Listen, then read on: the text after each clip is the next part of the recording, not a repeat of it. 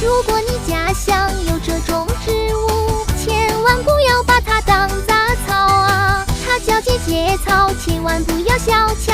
它的苗茎，仔细听好，古书之中有记载，草和它放一块，再加上一把花椒，倒入清水一起熬，15分钟就好，倒入盘中来泡脚。不建议不要记住，倒入一小碗了陈醋，用出真不少，豆腐插上节节草，小火慢炖半小时，倒入碗里喝汤汁，它分布比较广，长在河边小路旁，野外见到记得摘，一斤能卖10来块。